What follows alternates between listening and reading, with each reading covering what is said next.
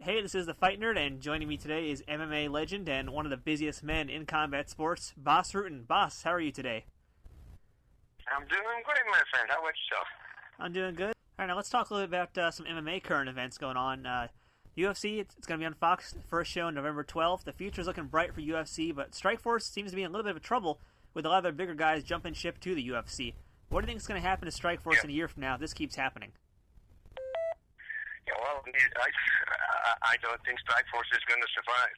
You know, we kind of said it on Inside MMA already a couple of months ago. I think next year, the end of next year, it's probably going to be over. They're going to take the fighters. You know, it would be great to keep it. You know, because it's always good to have more organizations. You know, it's kind of cool to have the champion and unify the belts. It's kind of cool stuff. But hey, it is what it is, man. UFC is doing a real good job paying the fighters the right way. There's no complaints, so why not? And actually, I'm going to be there at that show to promote Punk Payback at Junior Dos Santos and Cain Velasquez. Huh. All right, so anybody who's in attendance, take a look out for Bas Rutten roaming the audience. Now, also coming up in November. Sorry, go ahead. Now, also coming up in November, Fedor is going to be returning to action after his 3 consecutive losses. Now, you've been there for his Pride days back in the commentary booth. What's missing from today's Fedor that made him so dominant back then? And do you think it's time for him to hang up the gloves for good? Yeah, it's such a hard question. I think a fighter should decide that. I think that he never changed his fighting style, and eventually people start figuring out. You look at Krokop, and they did the same thing with him. You look at Vanderlei, and people did that with him, and that's with a lot of fighters.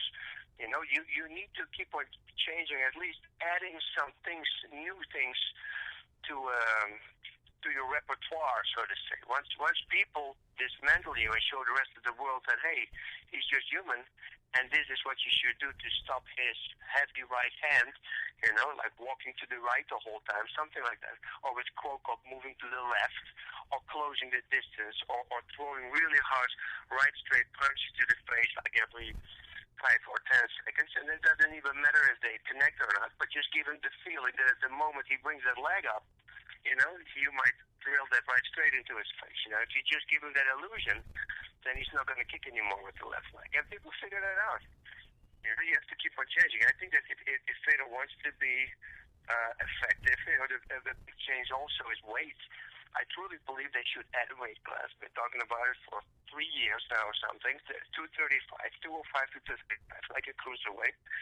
And I think it will open up a lot of possibilities for other fighters. And then fighters who are in his weight class, like 230, you know, they fight people their own size. Nowadays, size does matter because everybody has skill.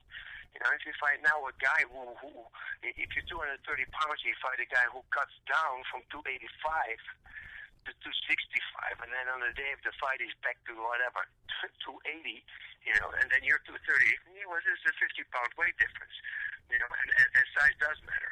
And once a guy gets you down and he's on top, it is harder. It's more weight. It costs you more power to move, you know, and sure, there's backdoor escaping and where you don't move the body. I understand all that, but I'm just saying, if the guy knows how to use his weight, you know, you're going to be in trouble.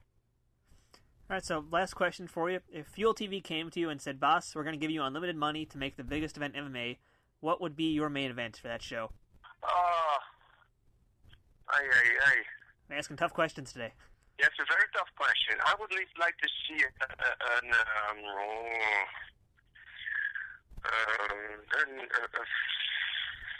Floyd Mayweather, Jose Aldo, or something. You know, to have a boxer in his prime.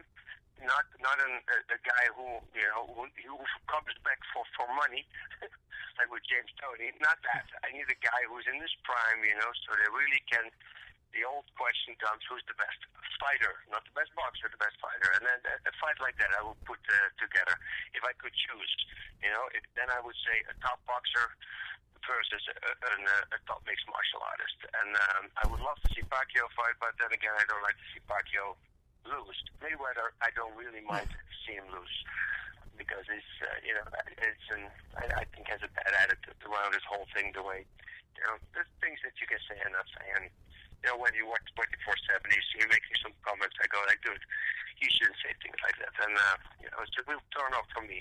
And even worse, born on the same day as me.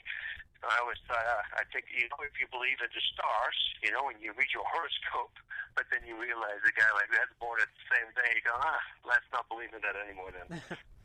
It's a very good match. I didn't expect that, but that's definitely a cool match, Jose Aldo versus Mayweather. Now, back to Punk Payback. When is that show going to debut? November 2nd on Fuel TV, and make sure you add the TV on there, because sometimes there's a little confusion about that. But it's November 2nd, Fuel TV, 9:30 p.m., and that's every week on a Wednesday. We'll see me beating up some more people. I think there's 4 scenarios each week, and there's a bar tip, and there's a gym tip that I'm doing, and then of course we have the El Wapo Awards, and that's a section in where we hand out awards to people who saw an action of their own, and you know who stepped in, who were El Wapo, so to say. So you'll see a guy actually robbing a bank, and then a guy who's eating popcorn in the background. Suddenly he starts jumping over those little ropes, you know, where you have to wait in between in line, and he tackles the guy and takes him down, you know, and that guy then also gets an El Wapo award. Very nice. Now you guys can check out Punk Payback on Fuel TV starting November 2nd. It's hard to describe, but it's like Bully Beatdown meets Bill Nye the Science Guy, and it's pretty awesome. So if you guys like Bas Rutten's Street Fighting DVD, you're going to love this show. Definitely worth checking out. Bas, thanks for your time today. Party on and Godspeed. Godspeed, party on. Thanks so much, bud.